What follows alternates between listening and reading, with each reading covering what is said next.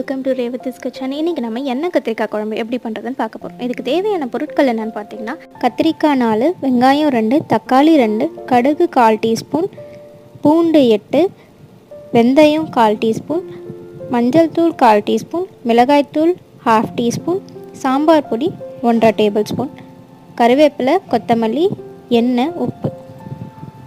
இப்போ ஒரு மிக்சர் ஜாரில் 2 பெரிய சைஸ் தக்காளியை நான் கட் பண்ணி சேர்த்துக்க போகிறேன். இது கூட ஒரு 1/2 டீஸ்பூன் அளவுக்கு மிளகாய்த்தூள் நம்ம சேர்த்துக்கலாம். இப்போ பார்த்திங்கன்னா இதை நல்லாவே ரொம்ப நைஸாக நம்ம அரைச்சி எடுத்துக்கலாம். அடுத்து ஸ்டவ் மேலே ஒரு கடாயை வச்சு அதில் ஒரு 6லேருந்து 7 டேபிள் ஸ்பூன் அளவுக்கு எண்ணெய் விட்டுக்கலாம். இப்போ நம்ம கத்திரிக்காவை நல்லா பொரிச்சு எடுக்க போகிறோம், அதனால் நம்ம இவ்வளோ எண்ணெய் சேர்த்துக்கலாம். கத்திரிக்காய் பார்த்திங்கன்னா சின்ன சின்ன கத்திரிக்காவை எடுத்துகிட்டு அதில் நம்ம இந்த மாதிரி அடிப்பக்கத்தில் ஃபுல்லாக கட் பண்ணாமல் பாதி வரைக்கும் கட் பண்ணி எடுத்துக்க போகிறோம். இப்போ இந்த கத்திரிக்காய் எல்லாத்தையும் நம்ம எண்ணெயில் போட்டு ஒரு 75லேருந்து 80% இதிலேயே நம்ம ஃப்ரை பண்ணிடணும். அந்த அளவுக்கு நம்ம வறுக்க போகிறோம். இதிலே முக்கால்வாசி நம்மளுக்கு வெந்துடணும்.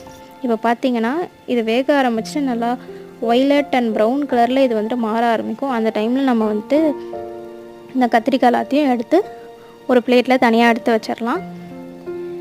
அடுத்து இதே எண்ணெயில் ஒரு 1/4 டீஸ்பூன் அளவுக்கு கடுகு நம்ம சேர்த்துக்கலாம். கடுகு பார்த்திங்கன்னா இப்போ நல்லா பொரிஞ்சிருச்சு. அதுக்கப்புறமா அதில் ஒரு 1/4 டீஸ்பூன் அளவுக்கு வெந்தயம் சேர்த்துக்கலாம்.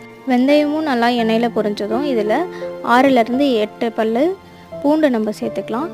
அடுத்து கருவேப்பிலையும் நம்ம சேர்த்துட்டு ஒரு 2 சின்ன சைஸ் வெங்காயத்தை நான் குட்டி குட்டியாக கட் பண்ணி எடுத்திருக்கேன். மீடியம் சைஸில் கட் பண்ணியிருக்கேன். அந்த வெங்காயத்தை நம்ம இதில் சேர்த்துடலாம். வெங்காயம் பார்த்திங்கன்னா நல்லா கோல்டன் ப்ரௌன் ஆக்கணும்.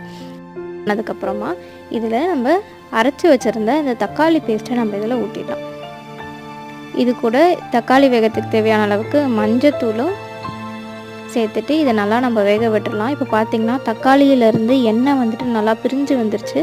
நம்மளுக்கு தக்காளி நல்லாவே வதங்கிருச்சு.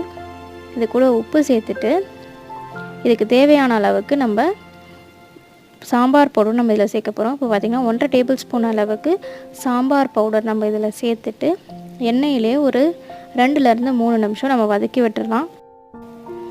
இப்போ பார்த்திங்கன்னா இந்த மசாலா நல்லா வதங்கிட்டு எண்ணெயெல்லாம் அதிலேருந்து தனியாக பிரிஞ்சு வர ஆரம்பிக்கும்.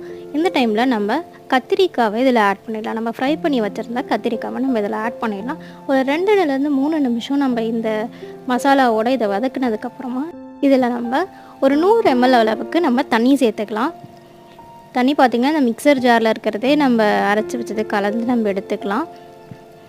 இப்போது இந்த கத்திரிக்காயெல்லாம் மிச்சம் இருக்கிற 80% இதில் நல்லா வேகணும். நம்ம மூடி வச்சு ஒரு 10லேருந்து 15 நிமிஷம் நம்ம இதில் வேக வச்சிடலாம். இப்போ பார்த்திங்கன்னா கத்திரிக்காய் ரொம்ப நல்லாவே வெந்துருச்சு. இந்த டைமில் நம்ம புளி தண்ணியை சேர்த்துக்க போகிறோம். கத்திரிக்காய் நல்லா வெந்ததுக்கப்புறம் தான் நம்ம புளி சேர்க்கணும். முன்னாடியே சேர்த்துட்டோன்னா கத்திரிக்காய் ஒழுங்காக வேகாது. புளித்தண்ணியும் ஒரு 2 கரண்டி அளவுக்கு நம்ம இதில் சேர்த்துட்டு இதை ஒரு 5லேருந்து 6 நிமிஷம் கொதிக்க வச்சுட்டு இப்போ பார்த்திங்கன்னா எண்ணெய்லாம் நம்மளுக்கு மேலே வந்துட்டு ரொம்பவே சூப்பராக மேலே எண்ணெய் அந்த எண்ணெய் கிளேசிங் எல்லாம் மிதக்க இருக்கும். இந்த டைமில் மழைச்சாரல் மாதிரி நம்ம கொத்தமல்லியை தூவிட்டு ஸ்டவ் ஆஃப் பண்ணிட்டோன்னா அவ்வளோதான், நம்மளுக்கு ஒரு சூப்பரான எண்ணெய் கத்திரிக்காய், ரொம்ப சிம்பிளான எண்ணெய் கத்திரிக்காய் குழம்பு வந்து ரெடி ஆகிடுச்சு. ஸோ தேங்க்ஸ் ஃபார் வாட்சிங். Subscribe to Revathi's kitchen.